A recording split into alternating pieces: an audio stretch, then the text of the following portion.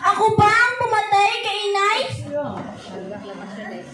Isang gabi, lubos na kagalakan, liwanag ang lumaganap sa kapaligiran. Sa dakong unahan, aking napakinggan, tunog na musikang pawang naglalambingan.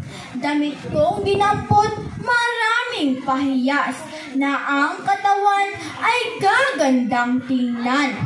Agad nakabihis aking paghandaan, at saka si inay nagsabi ng marahan. Inay, ako'y pupunta sa may handaan. Ako po'y inanyayahan ng aking mga kaibigan. Ang inang may sakit ay unti-unting umiling. Anak, huwag anak, ako'y nanghihina na. Mabuti pa, tumawag ka na manggagamot nang malunasan ng aking sakit. Ngunit inay, nakabihis na ako. Tingnan mo, ang ganda ng suot ko. Ano inay, mahal niyo ba ako? Inay, di ba? Ngunit anak, ako'y nanghihina na. Baka hindi mo na akong maabot ang buhay pa. Problema mo na yan.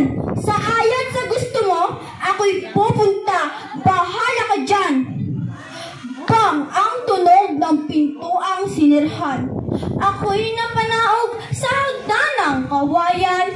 Inang may sakit, aking nilisan. Liko-likong landas, aking pinaikli. Lumakad-takbo, lumakad-takbo. Kasayahang nais, agad maabutan. Natingnang kaway ng aking mga kaibigan. Halika, Andrea Nicole, tayo'y magsayawan.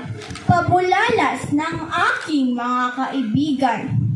Mga mumunting ilaw na nagniningning, mga musikang nagtugtugan, mga pusong naglalambingan, at lalo na sa binatang aking napupusuan.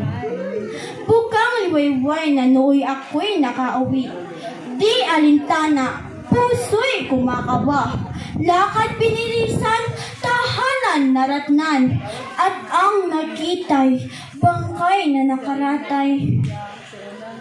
Inay! Mabuhay ka, inay! Hindi ko mamamatay! Ako ba ang mamatay kay inay? Hindi! Hindi! Hindi! Ano ka? Sige ka! Ikaw ang pumatay kay inay! Ako ba ang pumatay kay inay? Hindi! Hindi! Hindi!